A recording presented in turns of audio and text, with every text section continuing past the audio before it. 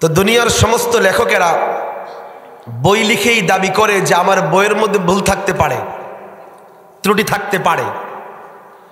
এর মানে পৃথিবীর কোনো জ্ঞানী বুদ্ধিজীবীর এই দুঃসাহস নেই নিজের লিখিত বইকে নির্ভুল বলার, নিঃসন্দেহ বলার।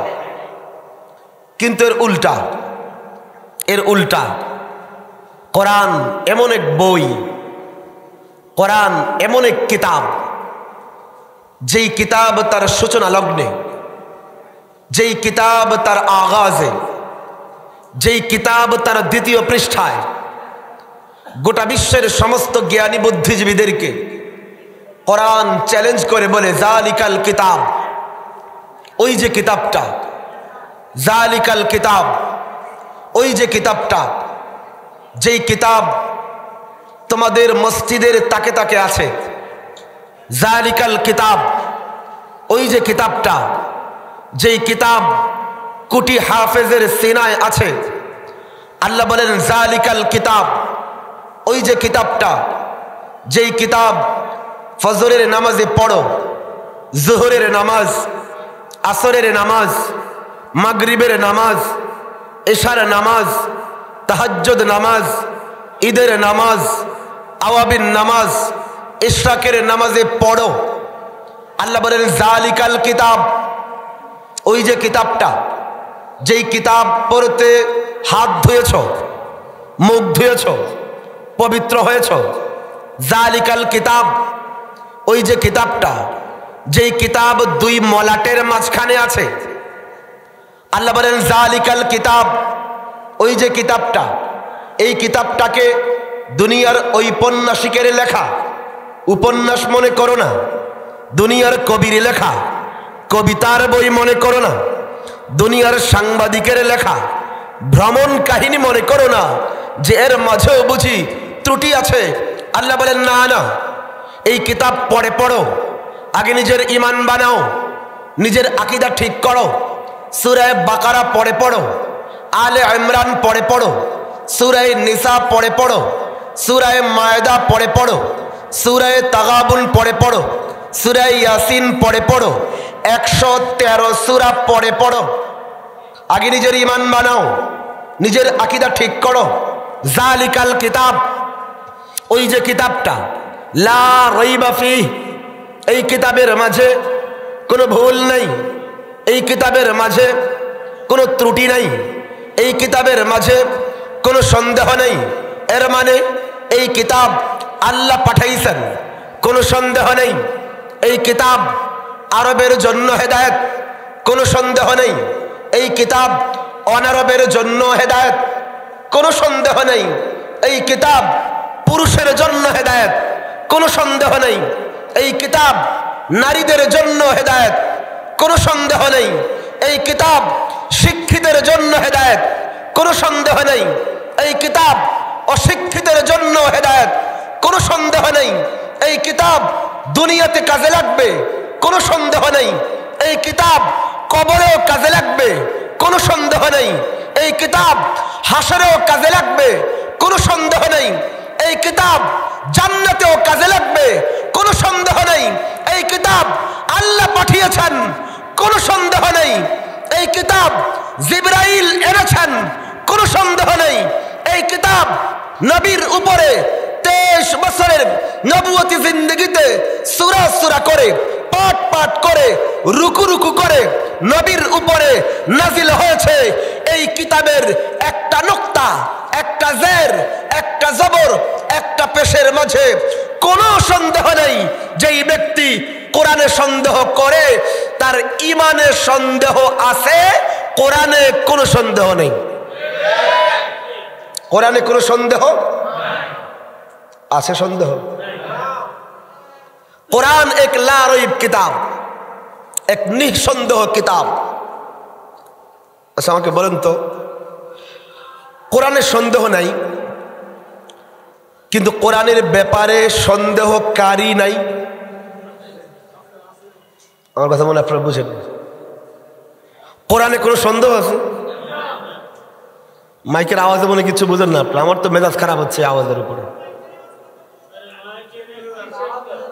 কি আজীব সাউন্ড! যে কোরআনে কোনো সন্দেহ আছে? আছে সন্দেহ?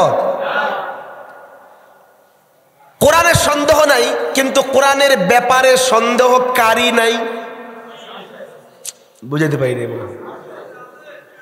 কোরআনের ব্যাপারে সন্দেহকারী নাই। নাস্তিকরা সন্দেহ করে না? জিনিসটা উল্টা হয়ে গেল না?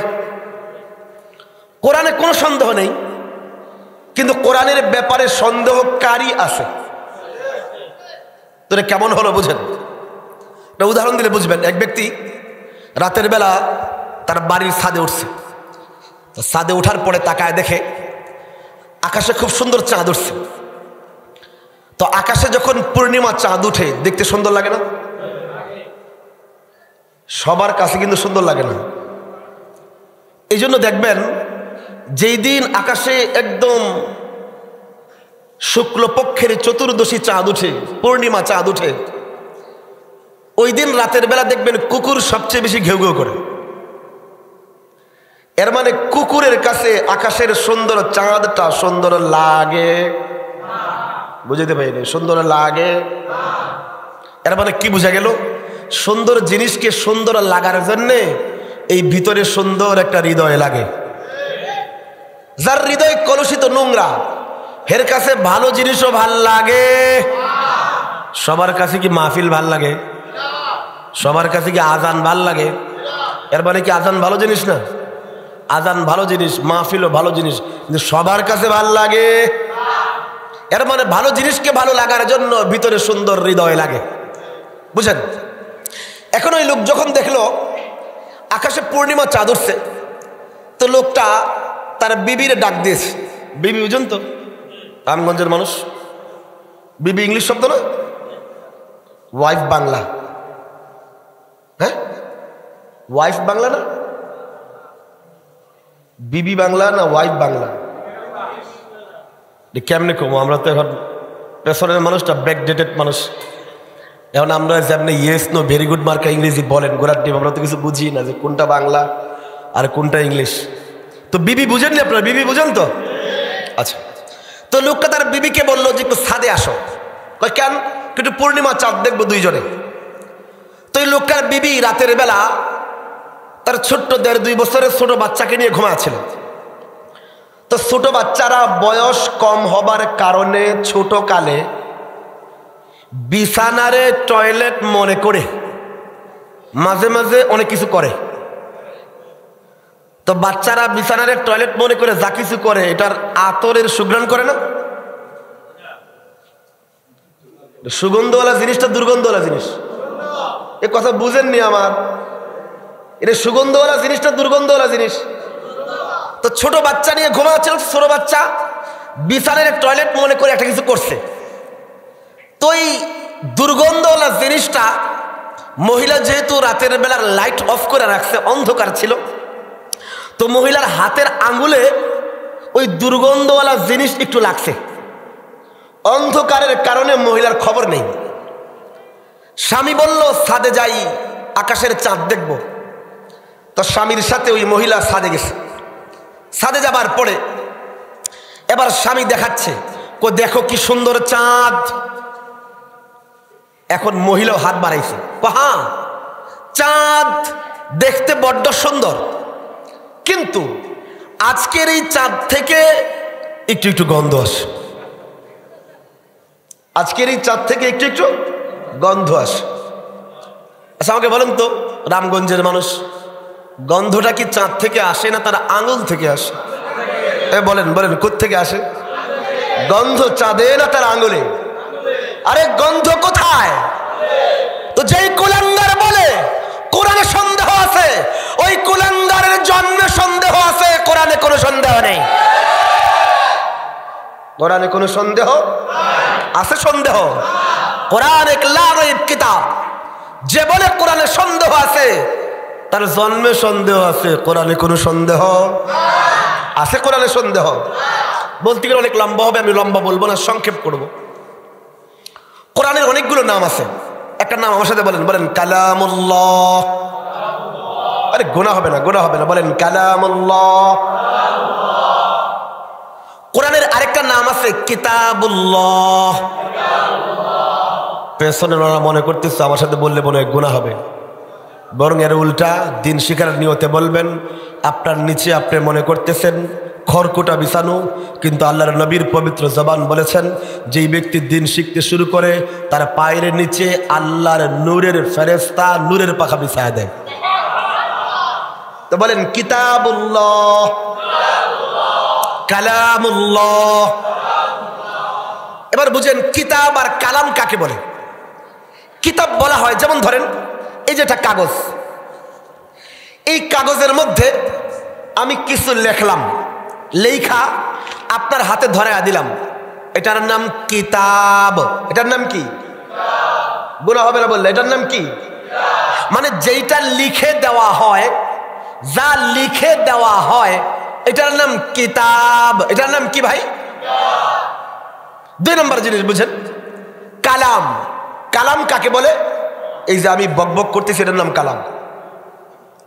বুঝাইতে পারিনি? কালাম মানে কথা, কালাম মানে কি? তো কিতাব মানে লিখিত জিনিস। আচ্ছা দুই নম্বর আরেকটা জিনিস বুঝেন। আচ্ছা এই যে আমি লেখা দিলাম কিতাব, এই কিতাব কি জিন্দা না মুর্দা? বুঝে না বলা আমার কথা? এই কাগজ কি জিন্দা না মুর্দা? এর মানে কিতাব মুর্দা। বুঝাইতে পারি না? কিতাব কি? কিতাব কি জিন্দা না মুর্দা? কিন্তু কালাম কি মরা মানুষ কথা কইতে পারে? মৃত মানুষ কি কথা বলতে পারে? এর মানে কালাম মুর্দা থেকে প্রকাশ পায় না, কালাম জিন্দা হয়। বলেন বলেন কালাম কি হয়? কোরআনের আগে যত কিতাব আল্লাহ পাঠিয়েছেন সব ছিল শুধু কিতাব। আল্লাহ লিখে নবীকে দিয়েছেন, এর মানে তৌরাত কিতাবুল্লাহ লিখে দিয়েছেন, জাবুর কিতাবুল্লাহ আল্লাহ লিখে দিয়েছেন, ইনজিল কিতাবুল্লাহ আল্লাহ লিখে দিয়েছেন, সাইফা ইব্রাহিম কিতাব আল্লাহ লিখে দিয়েছেন, সাইফা হিজকিল কিতাব আল্লাহ লিখে দিয়েছেন। কিন্তু কোরআন একমাত্র কিতাব যা শুধু কিতাব নয়, কালামুল্লাহ আল্লাহ বলে বলে দিয়েছেন। এর মানে কোরআন একমাত্র কিতাব। এটা অনেক কঠিন মাসালা, আমি সেদিকে যাব না। কোরআন গায়র মখলুক, আল্লাহর সিফাত। শুধু এতটুকু বুঝেন কোরআন জিন্দা কিতাব। বলেন বলেন কোরআন কি কিতাব? কারণ কালামুল্লাহ এটা, আর কালামুন নাস মানে মানুষের কথা, কালামুল জিন্নাত মানে জিনদের কথা, কালামুল মালাইকা মানে ফেরেশতাদের কথা। এর মানে কালামুল্লাহ মানে কার কথা? কার কথা? কালামুল্লাহ মানে কার কথা? আর কথা মুর্দা হয় কইছিল কথা মুর্দা হয়, কথা জিন্দা হয়। বলেন কথা কি? এর মানে পৃথিবীর বুকে একমাত্র কিতাব কোরআন, জিন্দা কিতাব। কালামুল্লাহ জিন্দা কিতাব। কোরআন কথা বলতে জানে, কোরআনকে প্রশ্ন করলে উত্তর দিতে জানে। যদি জিজ্ঞেস করেন কোরআন তোমার নাম কি, কোরআন বলবে বল কোরআনুল আযীম, আমার নাম তো কোরআন আযীম। যদি জিজ্ঞেস করেন কোরআন তোমার কে পাঠাইছে, কোরআন বলবে তাওযীর মির রাব্বির রহিম, আমাকে মহান রব আল্লাহ দুনিয়াতে পাঠিয়েছেন। যদি জিজ্ঞেস করেন কোরআন তোমার বাড়ি কোথায়, কোরআন বলবে ফি লাওহিম মাহফুজ, আমার বাড়ি হলো লৌহে মাহফুজে। যদি জিজ্ঞেস করেন কোরআন তোমারে কে নিয়ে আসছে, কোরআন বলবে নাযালা বিহি রুহুল আমিন, আমাকে রুহুল আমিন নামের জিবরাইল ফেরেশতা দুনিয়াতে নিয়ে আসছে।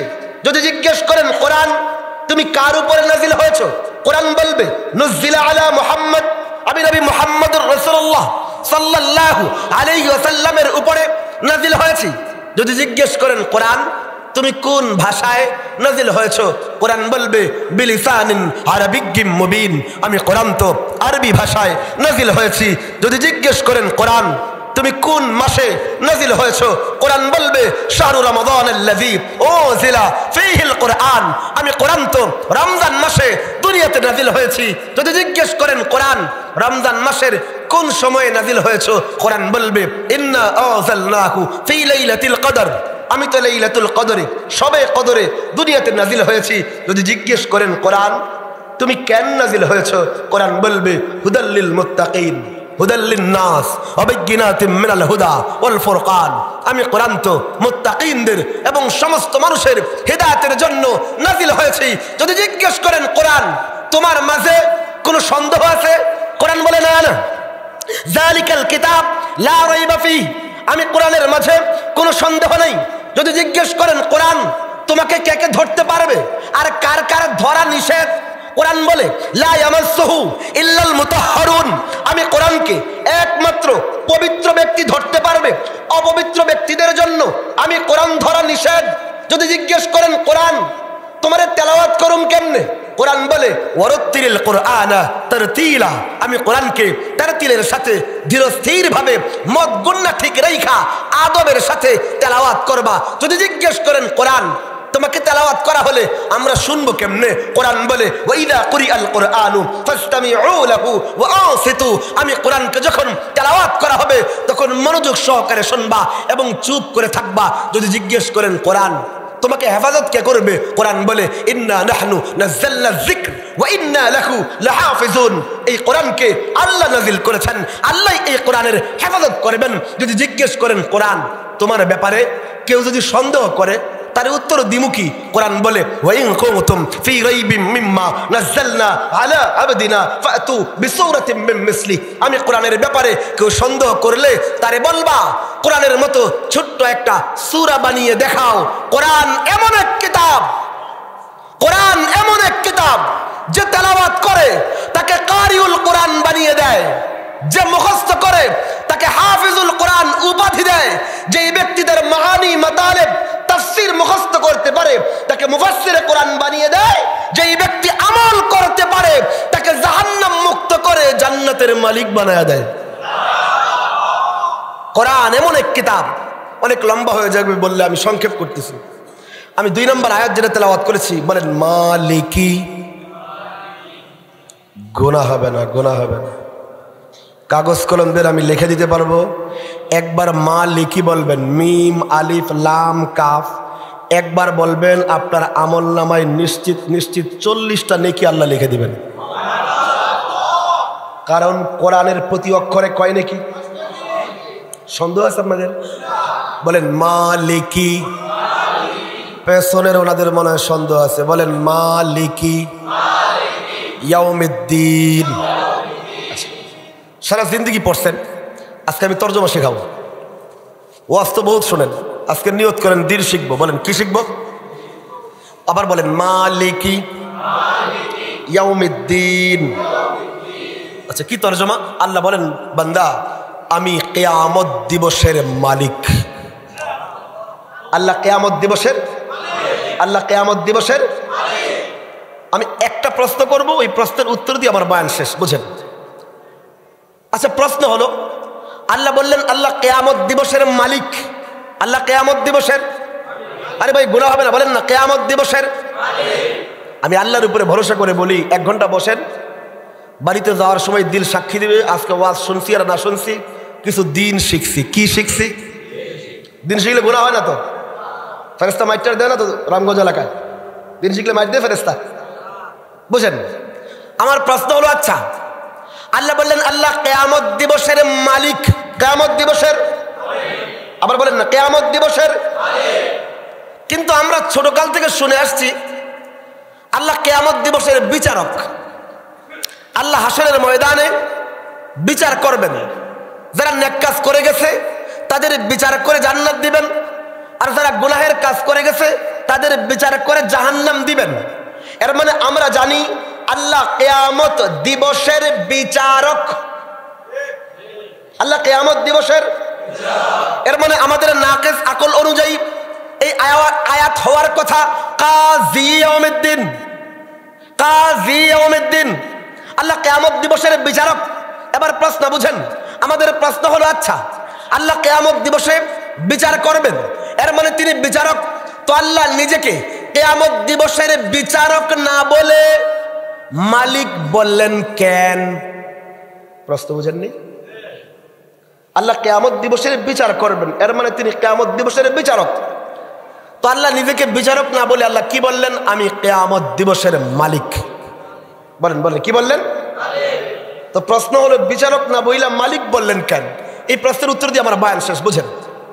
এই উত্তরটা বোঝার জন্য তাহলে আমি এখন দোয়া করে দিই। আমার কথা মনে আপনারা বুঝতেছেন না? এই যে উঠা বসা শুরু হয়ে গেছে। আর কে কে যাবেন একটু হাত তুলে দেখান তো দেখি। দুরূদ শরীফ পড়ে দোয়া করে দিই। আল্লাহুম্মা সাল্লি আলা মুহাম্মাদিন ওয়া আলা আলি মুহাম্মাদ। আমার বয়ান বুঝি না, হ্যাঁ? দোয়া করে দেব? আমার কথা বুঝতে আপনাদের কষ্ট হইতেছে। এই যে উঠা বসা শুরু হয়েছে, শেষ করে দেবো? শেষ করে দেবো? হ্যাঁ। আচ্ছা, প্রশ্ন কি করলাম? আল্লাহ কিয়ামত দিবসের কি? কিন্তু আল্লাহ বিচারক না বলে মালিক বললেন কেন? না, এই প্রশ্নের উত্তর দিয়ে বয়ান শেষ, বুঝেন? এই প্রশ্নের উত্তর বোঝার জন্য আগে একটা উদাহরণ দিই। আপনাদের এই রামগঞ্জ এলাকায় আল্লাহ না করে একটা দুর্ঘটনা হয়েছে। দুর্ঘটনা হবার পরে যখন এই মামলা ম্যাজিস্ট্রেট কোর্টে যাবে, কথার কথা একজন এক ব্যক্তিকে মেরে ফেলছে, তো মামলা যখন কোর্টে যাবে, তো এক নাম্বার বিচারকের কাছে মামলা গেলে আমরা দুইটা কথা শিখবো। নাম্বার এক, বিচারকের কাছে মামলা গেলে উকিল লাগে। বলেন, কি লাগে? বিচারকের কাছে উকিল ছাড়া যাওয়া যায়। নাম্বার দুই, বিচারকের কাছে মামলা যাবার পরে যেই ব্যক্তির বিরুদ্ধে মামলা গেল, এই ব্যক্তির বিরুদ্ধে 50 জন ব্যক্তি সাক্ষী দিছে যে এই লোকটা আমাকে সামনে অমুক ব্যক্তিরে খুন করছে। যার বিরুদ্ধে 50 ব্যক্তি সাক্ষী দিল, বিচারক যদি তাকায় দেখে যার বিরুদ্ধে সাক্ষী দিছে ওই অপরাধী বিচারকের নিজের ছেলে, তাহলে কি বিচারক ওই অপরাধী নিজের ছেলেরে মাফ করে দিতে পারবে? ক্ষমা করতে পারবে? এর মানে আমরা বুঝলাম বিচারকের সামনে সাক্ষী প্রমাণ পেশ হয়ে গেলে বিচারক মাফ করতে পারে। যদি বিচারক মাফ করে দেয় তো পরের দিন 1 নম্বরে বিচার হবে ওই বিচারকের। কথা বুঝতেছেন? এর মানে 2 নম্বর কথা শিখলাম, বিচারকের কাছে মামলা গেলে বিচারক মাফ করতে পারে না, ক্ষমা করতে পারে না, মার্জনা করতে পারে না। বিচারকের শাস্তি দিতেই হয়, দণ্ড দিতেই হয়। আপনার দণ্ড পছন্দ হয় নাই, আপনি আপিল করলেন, মামলা চলে গেল ম্যাজিস্ট্রেট কোর্ট থেকে জজ কোর্টে, জজ কোর্ট থেকে হাইকোর্ট, হাইকোর্ট থেকে সুপ্রিম কোর্টে। বাংলাদেশের চিফ জাস্টিস যদি 15-20 জন বিচারকের বিশেষ বেঞ্চ বসায়, এই সমস্ত বিচারক মিলে যেই অপরাধীর বিরুদ্ধে 50 জন ব্যক্তি সাক্ষী দিয়েছে, ওই অপরাধীরে বিচারক মাফ করতে পারবে? ক্ষমা করতে পারবে? শাস্তি দিতেই হবে। তাহলে 2টা কথা শিখলাম। নাম্বার 1, বিচারকের কাছে মামলা গেলে উকিল লাগে। কি লাগে? নাম্বার 2, বিচারক এর সামনে সাক্ষী প্রমাণ পেশ হয়ে গেলে বিচারক মাফ করতে পারে, শাস্তি দেওয়াই লাগে। এবার রাখেন, বাংলাদেশের সংবিধানে সর্বোচ্চ আদালত কর্তৃক কারো বিরুদ্ধে যদি ফাঁসিরও রায় হয়, তবু ওই ব্যক্তির মাফ পাওয়ার একটা রাস্তা তখনও বাকি থাকে। আপনারা কি জানেন সেই রাস্তা কি? সেটা হলো রাষ্ট্রপতির ক্ষমা। বলেন, সেটা কি? কারণ কি? রাষ্ট্রপতি মানে রাষ্ট্রের পতি, সাংবিধানিকভাবে যিনি রাষ্ট্রের মালিক, যিনি মালিক হন, তিনি বলতে পারেন যত বড় অপরাধী হোক, যেহেতু আমি মালিক, যাতরে মাফ করে দিলাম। বুঝাইতে পারি? বুঝাইতে পারি? মালিক ইচ্ছে করলেই যে কাউকে মাফ করে দিতে পারে। আপনি বাড়ির মালিক, সামনে রাখছেন দারোয়ান, দারোয়ানের সামনে চুরি করলো, ওই চোরকে দারোয়ান মাফ করতে পারবে না, ক্ষমা করতে পারবে না। কিন্তু আপনি যেহেতু মালিক, সাক্ষী প্রমাণ পেশ হয়ে গেছে এই লোক চুরি করেছে, আপনি বলতে পারেন আমি যেহেতু মালিক, যা চোর তোরে মাফ করে দিলাম। পারবেন কি পারবেন না? এর মানে 1 নম্বর জিনিস জানলাম, যিনি মালিক হন তিনি ইচ্ছে করলেই 1000 খুনের আসামিকেও ছোট্ট সাইন করে মাফ করে দিতে পারে। নাম্বার 2, যখন মালিকের কাছে মামলা যায়, মালিকের ডেস্কে মামলা যায়, তখন মালিকের কাছে উকিল পাঠানো যায়, ব্যারিস্টার পাঠানো যায়। রাষ্ট্রপতির কাছে আপনি উকিল পাঠাইতে পারবেন? থাবড়া দাঁত ফেলাই দিব। এর মানে মালিকের কাছে উকিল পাঠানো যায়, ব্যারিস্টার পাঠানো যায়, হ্যাঁ হ্যাঁ, মালিকের কাছে যখন মামলা যায় তখন মালিকের কাছে সুপারিশকারী পাঠানো যায়। বুঝাইতে পারি না কি পাঠানো যায়? অনেকে জানেন অনেকে জানেন না। প্রত্যেক বছর 16 ডিসেম্বরের আগে রাষ্ট্রপতির ডেস্কে শত শত সুপারিশ যায় যে আমার অমুক আত্মীয় ফাঁসির আসামি, আমার অমুক আত্মীয় যাবজ্জীবন কারাদণ্ডের আসামি, আমি সুপারিশ করতেছি, আপনি সাইন করে মাফ করে দেন। এর মানে মালিকের কাছে উকিল ব্যারিস্টার পাঠানো না গেলেও সুপারিশকারী পাঠানো যায়। বলেন বলেন কি পাঠানো যায়? তো মানুষ খুঁজে বের করে মালিকের আত্মীয় কে আছে, বাড়ির মানুষ কে আছে, দলের লোক কে আছে, আত্মীয় স্বজন কে আছে, এমন ব্যক্তির হাতে পায়ে ধরে মালিকের কাছে সুপারিশকারী পাঠায়। কি পাঠায়? এর মানে আমরা আরো দুইটা জিনিস জানলাম। নাম্বার 1, মালিকের কাছে মামলা গেলে সাক্ষী প্রমাণ পেশ হবার পরেও মালিক ইচ্ছে করলে মাফ করতে পারে। নাম্বার 2, মালিকের কাছে মামলা গেলে উকিল ব্যারিস্টার পাঠানো যায় না, তবে সুপারিশকারী পাঠানো যায়। এতটুকু বুঝছেন তো? এতটুকু বুঝলে আমি এবার পেছনে ফিরে যাচ্ছি। আমরা প্রশ্ন করেছিলাম, আল্লাহ বলেছেন মালিক ইয়াউমিদ্দিন, বান্দা আমি কিয়ামত দিবসের মালিক। আমরা প্রশ্ন করেছিলাম, আল্লাহ তুমি তো হাসরের ময়দানে, কিয়ামতের ময়দানে তুমি বিচার করবা, বিচারক হবা, নেকি বদির বিচার করবা, এর মানে তুমি তো বিচারক। আমরা প্রশ্ন করেছিলাম, আল্লাহ তুমি নিজেকে বিচারক না বলে মালিক বলছো কেন? মালিক বললা কেন? আল্লাহ যেন বলল, বান্দা আমি যদি হাসরের ময়দানে শুধুমাত্র বিচারক হয়ে তোমাদের বিচার করতাম, তাহলে আমার কাছে আসতে হলে তোমাদের উকিল নিয়ে আসতে হতো, ব্যারিস্টার নিয়ে আসতে হতো। কারণ বিচারকের কাছে আসতে হলে উকিল লাগে, ব্যারিস্টার লাগে। নাম্বার 2, যিনি বিচারক হন তার সামনে সাক্ষী প্রমাণ পেশ হয়ে গেলে বিচারক তো মাফ করতে পারে না, শাস্তি দেওয়াই লাগে। বিচারক ক্ষমা করতে পারে না, দণ্ড দিতেই হয়। বিচারক মার্জনা করতে পারে না, অপরাধের শাস্তি দিতেই হবে। আল্লাহ যেন বলে, না বান্দা আমি যদি হাসরের ময়দানে শুধুমাত্র বিচারক হইতাম, তাহলে যখন তোমার বিরুদ্ধে সাক্ষী প্রমাণগুলো পেশ হয়ে যাইত, আলা আফওয়াহিহিম ওয়া তুকাল্লিমুনা আইদিহিম ওয়া তাশহাদু আরজুলুহুম বিমা কানু ইয়াকসিবুন ইন্নাস সামআ ওয়াল বাসারা ওয়াল ফুআদা কুল্লু উলাইকা কানা আনহু মাসউলা। আল্লাহ বলেন, বান্দা যখন তোমার বিরুদ্ধে হাসরের ময়দানে সাক্ষী পেশ হওয়া শুরু করত, কি সাক্ষী? তোমার এই হাত তোমার বিরুদ্ধে সাক্ষী, তোমার এই হাত তোমার বিরুদ্ধে সাক্ষী দিয়ে বলতো তুমি কোন হারাম টাকা এই হাত দিয়ে গ্রহণ করেছো, কয় টাকা সুদের টাকা গ্রহণ করেছো, কয় টাকা ঘুষের টাকা গ্রহণ করেছো, এই হাত দিয়ে কাকে অন্যায়ভাবে ঘুষি দিয়েছো, এই হাত দিয়ে কার বিরুদ্ধে মিথ্যা মামলা লিখেছো।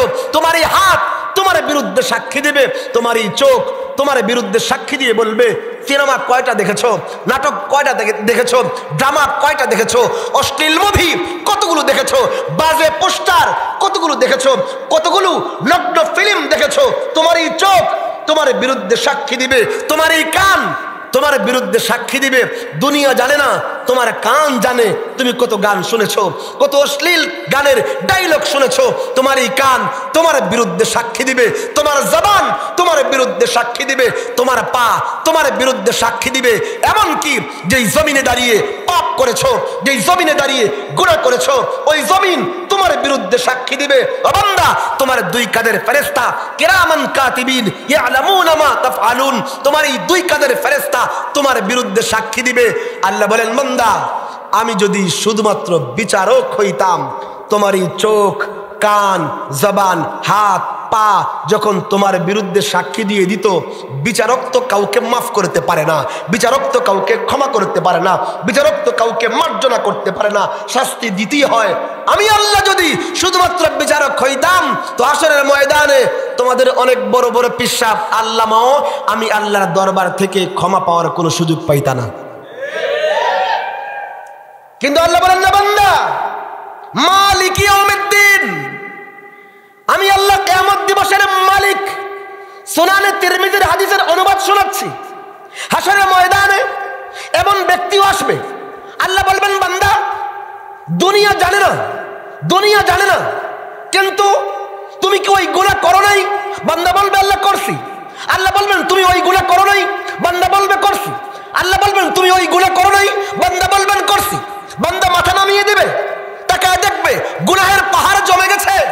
বান্দা মাথা নামিয়ে কাঁদতে থাকবে, মনে মনে করবে হায়, মনে হয় আমি মাফ পাবো না। দুনিয়ার কেউ জানতো না আমি এত বড় বড় পাপ করতাম, দুনিয়ার কেউ জানতো না আমি গোপনে এত গুনাহ করতাম, কিন্তু আজকে সব পাপ প্রকাশ হয়ে গেছে, হয়তো আমি মাফ পাবো না। আল্লাহ বলবেন ও বান্দা, আমি মালিক, আমি মালিক, আমি মালিক।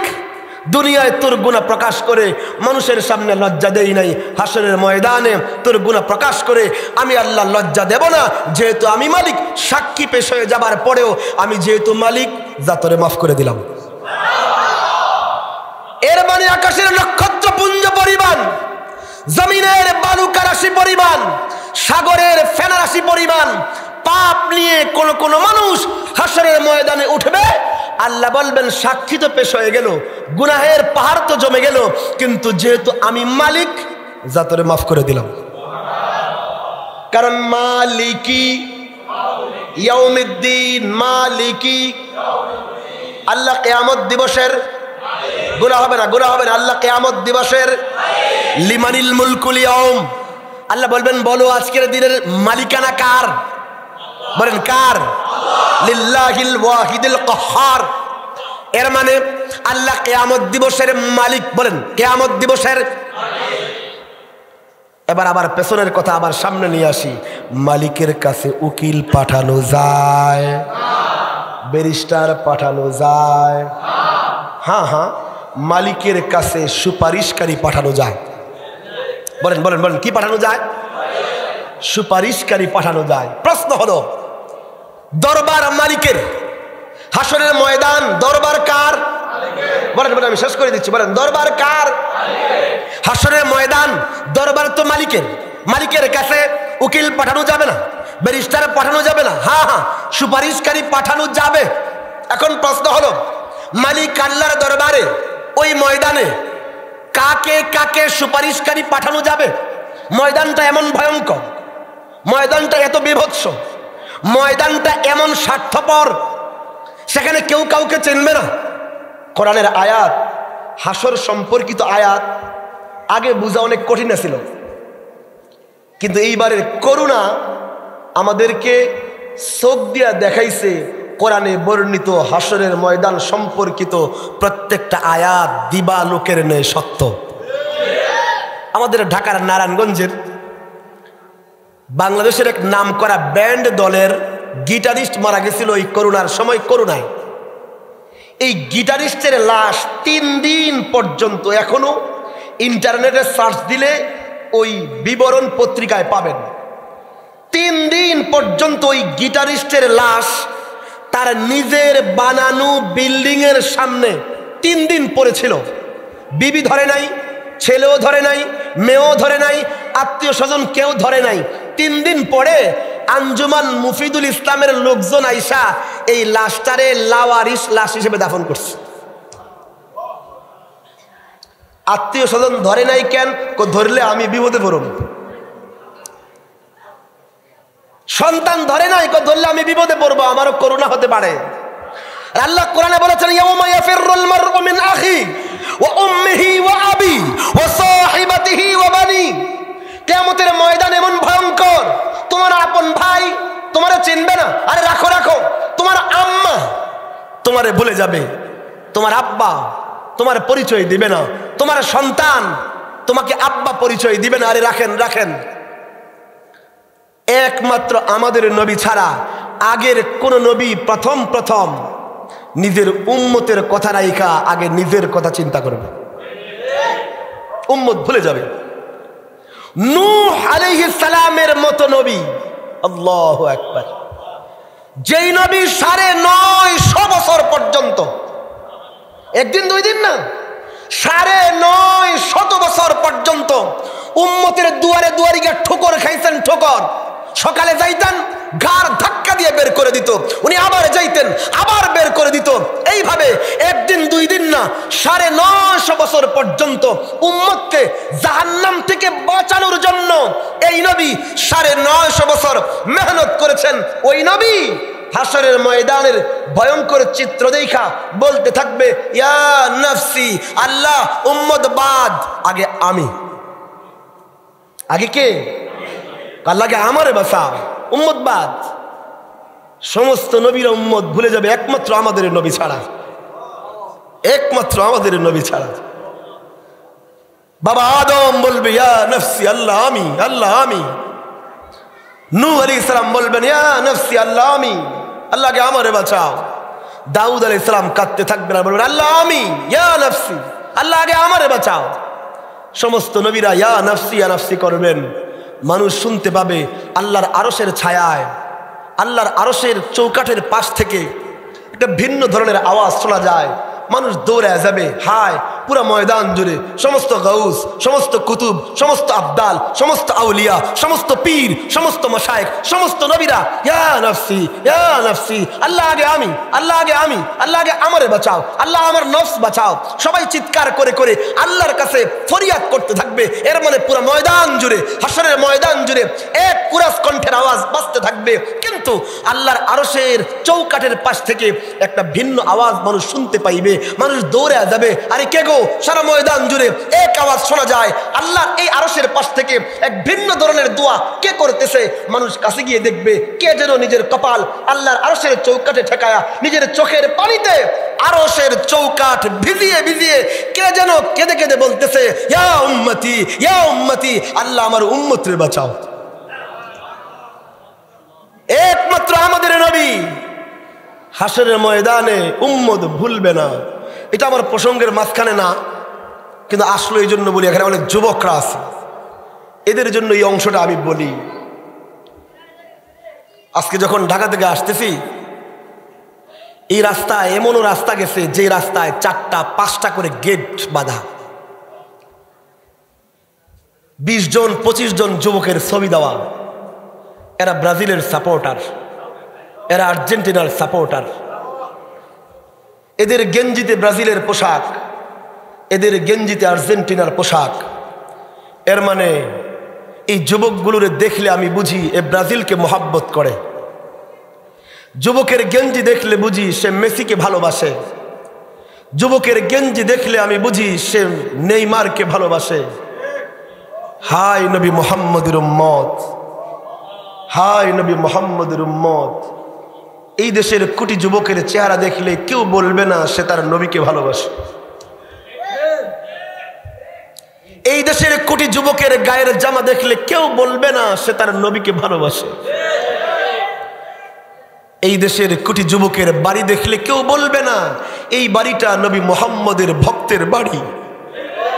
কিন্তু আমি এই দেশের লাখো বাড়ি দেখাতে পারবো, হ্যাঁ হ্যাঁ এটা স্পেনের ভক্তের বাড়ি, কারণ তার বাড়ির উপরে পতপত করে স্পেনের পতাকা ওড়ে। আমি বলতে পারবো এটা পর্তুগালের ভক্তের বাড়ি, কারণ তার বাড়ির উপরে পতপত করে পর্তুগালের পতাকা উঠতেছে। আমি দেখলে বলতে পারবো এটা জার্মানির ভক্তের বাড়ি, কারণ তার বাড়ির উপরে পতপত করে জার্মানির পতাকা উঠতেছে।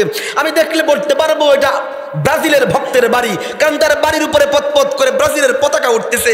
হায় নবী মুহাম্মদের উম্মত, এই দেশের কোটি মানুষ যাদের বাড়ির জীবন, ঘরের জীবন, রাস্তার জীবন, লেনদেনের জীবন, কোনো কিছু দেখলে কেউ বলতে পারবে না সে নবী মুহাম্মদের ভক্ত। কোথাও নবী নেই, চেহারায় তো নবী নাই, পোশাকে নবী নাই, মাথায়ও নবী নাই, কন্যার বিয়েতেও নবী নাই, নিজের বিয়েতেও নবী নাই, বাজারের লেনদেনও নবী নাই। ও নবী মুহাম্মদের উম্মত, তোমার জীবনে নবী কোথায়? তোমার জীবনে নবী কোথায়? নবী তো কোথাও নেই। যেই নবী হাসরের ময়দানে, আরে আমার আম্মা আমারে ভুলে যাবে, আমার জন্মদাতা পিতা আমারে ভুলে যাবে, যেই ময়দানে আমার নবী আমারে বলবে না, যেই নবী আমারে বলবে না, ওই নবীর জামা তোমার গায়ে কোথায়? ওই নবীর চেহারা তোমার চেহারায় কোথায়? ওই নবীর পোশাক তোমার পোশাকে কোথায়? ওই নবীর কন্যা বিয়ে দেবার তরিকা তোমার কন্যা বিয়ে দেবার তরিকায় কোথায়? কোথাও তো নবী নেই, কোথাও নবী নেই। আমি প্রসঙ্গ পরিবর্তন হয়ে শেষ করে দিচ্ছি, বুঝেন তো? প্রশ্ন করতেছিলাম, মালিকের কাছে উকিল পাঠানো যায় না, ব্যারিস্টার পাঠানো যায় না, হ্যাঁ হ্যাঁ সুপারিশকারী পাঠানো যায়।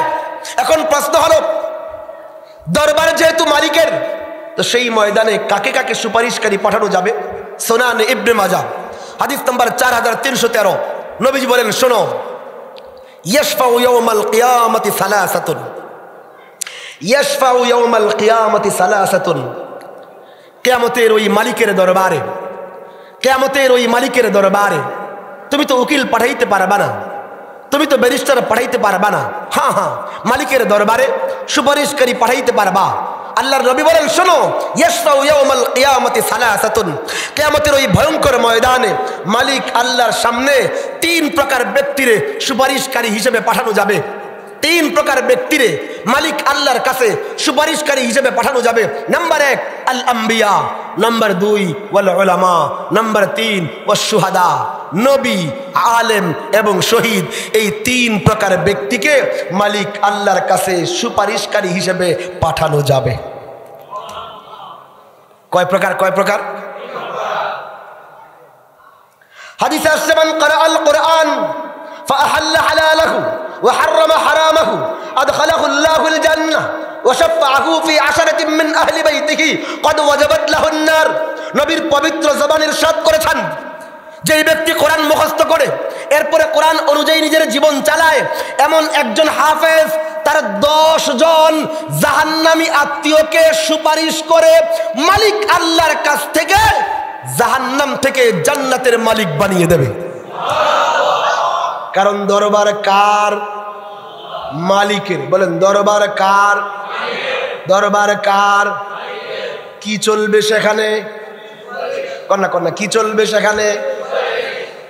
বুখারী শরীফের হাদিসে আসছে, একজন শহীদ যিনি আল্লাহর দ্বীন উঁচু করার জন্য শহীদ হয়েছেন, এমন একজন শহীদ 70 জন তার জাহান্নামী আত্মীয়কে সুপারিশ করে মালিক আল্লাহর কাছ থেকে জাহান্নাম মুক্ত করে জান্নাতের মালিক বানায় দিবে। আর একজন হক্কানি রব্বানি আলেম বা আমল আলেম, যিনি কোরআন অনুযায়ী নিজের জীবন চালান, হাদিস অনুযায়ী চলেন, এমন একজন আলেমের ক্ষেত্রে সংখ্যা আসে নাই, শব্দ আসছে হাদিসে জামাআত, অর্থাৎ ওই আলেমের পেছনে জামাতের সদস্য 3 জন হলে 3 জন, 3 লাখ হলে 3 লাখ, 3 কোটি হলে 3 কোটি, এই পুরা জামাতকে ওই আলেম সুপারিশ করে জান্নাতের মালিক বানায় দিবে। এর মানে কি বোঝা গেল? দরবার যেহেতু মালিকের, মালিকের কাছে উকিল পাঠানো যায় না, ব্যারিস্টার পাঠানো যায় না, সুপারিশকারী পাঠানো যায়। বুঝেন বুঝেন? আমরা বলি হ্যাঁ হ্যাঁ, আমাদের মাদ্রাসায়, আমাদের দলটা মাদ্রাসায় ব্যারিস্টার তৈরি হয় না, আমাদের দলটা মাদ্রাসায় উকিল তৈরি হয় না। কেন?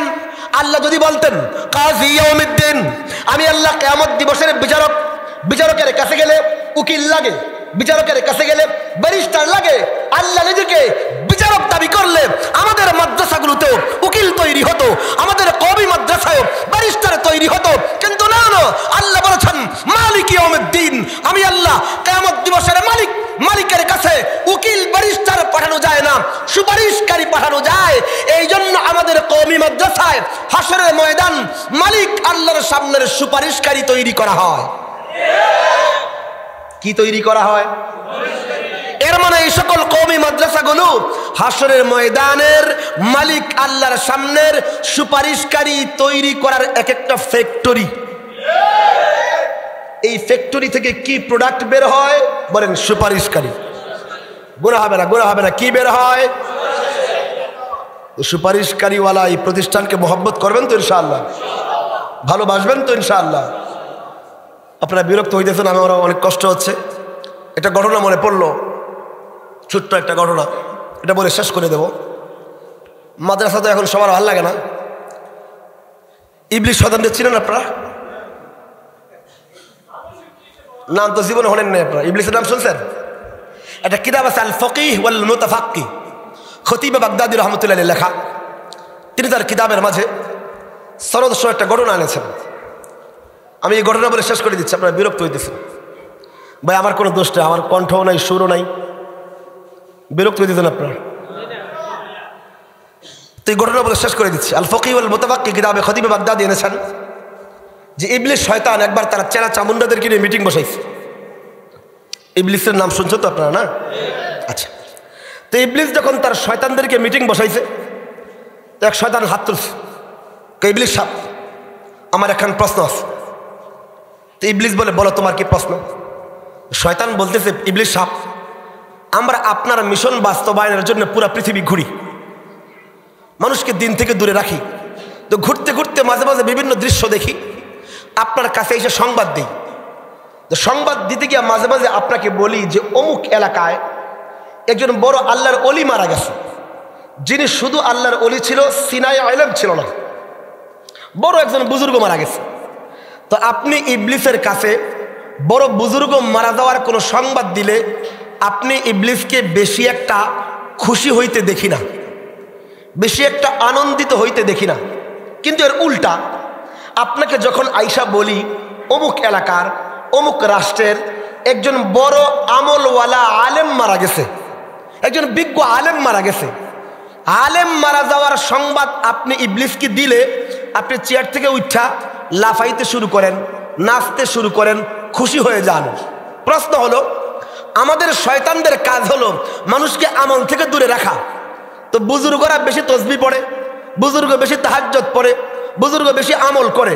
তো আমলওয়ালা মানুষ মারা গেলে আপনার ইবলিসের বেশি খুশি হওয়ার কথা, কিন্তু বুজুর্গ মারা গেলে আপনি খুশি হন না, বড় আলেম মারা গেলে খুশি হন কেন? শয়তানের প্রশ্ন বুঝেন নেই? বুজুর্গ মরলে আপনি বেশি একটা খুশি, আলেম মরলেও তো খুশি হন কেন? তো ইবলিস বলে, দেখ, এই প্রশ্নের উত্তর যদি আমি তোকে মুখে মুখে দেই তো তুই বুঝবি না। কিছু প্রশ্নের উত্তর আছে মুখে মুখে দিলে বুঝে না, ওই প্রশ্নের উত্তর আমি তোর নিজের চোখে দেখাবো। তো ইবলিস বলে, চল আমার সাথে একটু বাহিরে গাছতে বের হই। গাছতে বের হয় বুঝেন না, একটু ঘুরতে বের হই। তো ইবলিস তার ওই চেলাকে নিয়ে রাস্তায় বেরিয়েছে ঘুরতে ঘুরতে ঘুরতে। এক জায়গায় গিয়া দেখে এক আল্লাহর ওলি নফল নামাজ পড়তেছে। নামাজের সালাম ফিরানোর পরে ইবলিস কাছে গিয়া বলে, আল্লাহর ওলি, আমার এখন ছোট্ট প্রশ্ন আছে। আল্লাহর ওলি বললেন, বলো তোমার কি প্রশ্ন? ইবলিস বলে, আমার প্রশ্ন হলো, আল্লাহ তাআলা কি এই বিশাল বড় পৃথিবীটা একটা ছোট্ট ডিমের ভিতরে ঢুকাইতে পারবেন? এই প্রশ্ন আল্লাহর ওলি শোনার পরে, আল্লাহর ওলির যেহেতু সিনাই ইলম ছিল না, আল্লাহর ওলি কিছুক্ষণ চুপ করে থাইকা বলে, কয় না না, এইটা সম্ভব না। এটা কি না? কথা বুঝতেছেন? ইবলিস কিছু বলে নেই, চুপচাপ এই মজলিস থেকে বের হয়ে আসছে। বের হয়ে আইসা ওই যে শয়তান প্রশ্ন করছিল ওটার কান ধরছে। কান ধরে কয়, আহাম্মক তাকায় দেখ, এত বড় আল্লাহর ওলি সিনাই ইলম না থাকার কারণে একটা ছোট্ট কুফুরি কথা বলে তার 60 বছরের আমল যে ধ্বংস করে দিছে, ওই বুজুর্গের খবর নাই, ওই আমির সাহেবের খবর। ছোট্ট একটা কুফুরি কথা বলে পুরো জিন্দগির আমল যে নষ্ট হয়ে গেল, ওই পীর সাহেবের খবর। এবার ইবলিস বলে, চল, মোল্লা মৌলবী মরলে আমি খুশি হই কেন, এর কারণ তোরে দেখাই। এবার হাঁটতে হাঁটতে এক মাদ্রাসায় গেছে, গিয়ে দেখে এক আলেম ছাত্রদেরকে নিয়ে বৈশাখ খুশ গল্প করতেছে। তো ইবলিস কাছে গেল, গিয়া বলল, হুজুর, আমার এখন ছোট্ট প্রশ্ন। ওই আলেম বললেন, বলো তোমার কি প্রশ্ন? ইবলিস বলে, আমার প্রশ্ন হলো, আল্লাহ তাআলা কি এই সুবিশাল পৃথিবী একটা ছোট্ট ডিমের ভিতরে ঢুকাইতে পারবেন? ওই আলেম প্রশ্ন শোনার পরে নির্দ্বিধায়, নিঃসংকোচে, দ্বিধাহীন চিত্তে, কোনো প্রকার ভাষার পরিবর্তন ছাড়া দ্ব্যর্থহীন ভাষায় পরিষ্কার শব্দে ওই আলেম বলে দিলেন, আল্লাহ চাইলে অবশ্যই অবশ্যই পারবেন। আল্লাহ চাইলে অবশ্যই অবশ্যই পারবেন। ইবলিস কয়, হুজুর কেমনে? এত বড় পৃথিবী আর ডিম এমন ছোট্ট, তো অত ছোট্ট ডিমের ভিতরে একটা ঘরই তো ঢুকবে না, তো এত বড় পৃথিবী ঢুকবে কেমনে? ওই আলেম বলেন, শোনো, অত যুক্তি আমি বুঝি না। আল্লাহ কোরআনে বলেছেন, ইন্নামা আমরুহু ইযা আরাদা শাইআন আইয়াকুলা লাহু কুন ফায়াকুন। আল্লাহ বলেন, বান্দা, আমি যখন কোনো কিছু করতে চাই তো আমি আল্লাহ কোনো মেহনত করি না, কোনো মুজাহাদা করি না, কোনো মশাক্কাত করি না, কোনো কষ্ট করি না। আমি আল্লাহ শুধু বলি কুন, হয়ে যাও, সাথে সাথে ওই বস্তু হয়ে যায়। এর মানে আল্লাহ যখন এই গোটা পৃথিবীটাকে ছোট্ট ডিমের ভিতরে ঢুকাইতে চাইবেন, আল্লাহর কোন বলতে দেরি হবে, পুরা পৃথিবী সুরসুর করে ডিমের ভিতরে ঢুকে যাবে। ইবলিস কিছু বলেনি, চুপচাপ করে বাড়ি আসছে। বাইর হয়ে আইসা ওই যে শয়তান প্রশ্ন করছিল, ওটা দুই কান ধরছে, কান ধরে মলা দিয়া কয়, আহাম্মক তাকায় দেখ, আমি ইবলিস দীর্ঘ গবেষণা করে এমন এমন উদ্ভট প্রশ্ন বানাই, যেই প্রশ্নের উত্তর খুঁজতে গিয়া কত মুমিন নাস্তিক হয়, কত ইমানদার কাফের হয়, কত মুসলমান দিন ছেড়ে দেয়, কত মুসলমান সংশয়বাদী হয়ে যায়, কত মানুষ ইসলাম ছেড়ে দিয়ে কুফুরির পথে হাঁটে। এর কোনো ইয়ত্তা নাই, এর কোনো সংখ্যা জানা নাই। কিন্তু এই সমস্ত উদ্ভট প্রশ্নগুলো যখন এই সকল মোল্লা মৌলবী, আলেম ওলামা, কোরআন হাদিস স্পেশালিস্ট, কোরআন হাদিস বিশেষজ্ঞ আলেমদের কাছে যায়, তখন এই আলেমরা কোরআন খুলে খুলে, হাদিস খুলে খুলে উত্তর বের করে নিজের ঈমানটাও বাঁচায়, উম্মতের ঈমানও বাঁচায়। এরা এই বিভ্রান্তিকর প্রশ্নের জবাব বের করে শুধু নিজের ঈমান বাঁচায় না, উম্মতের ঈমানও বাঁচায়, উম্মতের ঈমানও। তো ইবলিস বলে, শোন, এই সমস্ত কোরআন হাদিসওয়ালা, এই মাদ্রাসাওয়ালা মোল্লারা যতদিন জিন্দা আছে, যতদিন এই কোরআন পড়বের হাদিসের দরস চালু থাকবে, ততদিন পর্যন্ত আমি ইবলিসের মিশন পুরা পৃথিবীতে বাস্তবায়িত হবে না।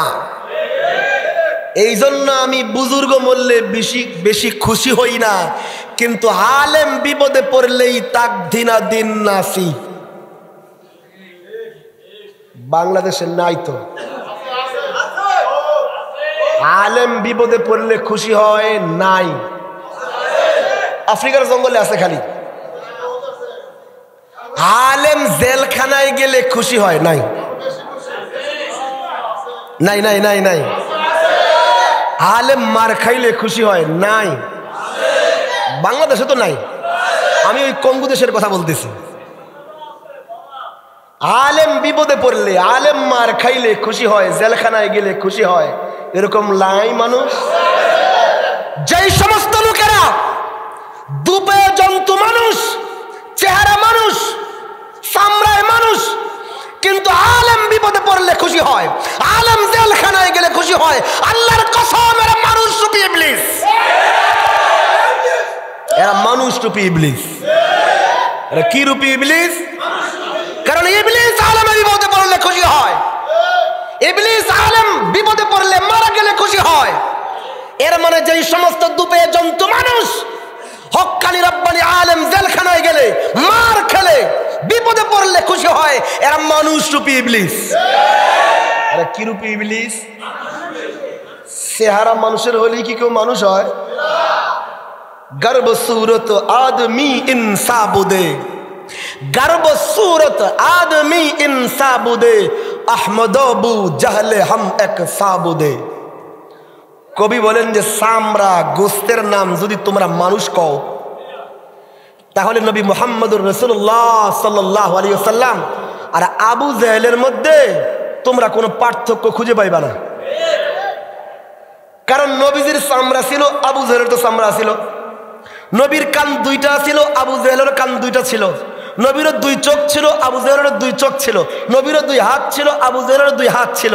এরা মানে শুধুমাত্র চামড়া গোস্তের না, মানুষ। দুইজনকে দেখতে চোখ কান হাত হিসেবে এক হলেও একজন হলো আল্লাহর পরে গোটা সৃষ্টি জগতের মাঝে শ্রেষ্ঠ মানুষ, আরেকজন হলো মানুষ রূপী ইবলিস, আবু জাহাল। চেহারা পোশাকে তো দুইজন একই ছিল। এর মানে শুধুমাত্র চামড়া আর গোস্ত হলেই কেউ মানুষ হয়? আমি শেষ করে দিচ্ছি। এই মাদ্রাসা যেন কি তৈরি করে, শেষ কথা কি তৈরি করে? সুপারিশকারী তৈরি করে। আমার হুজুরে যে বিষয় বলে দিছে, এই বিষয় আজকে বলা যাবে না, আল্লাহ হায়াতে রাখলে অন্য আরেকদিন। তো এই সুপারিশকারী তৈরি করার এই ফ্যাক্টরিগুলোকে মহব্বত করবেন তো?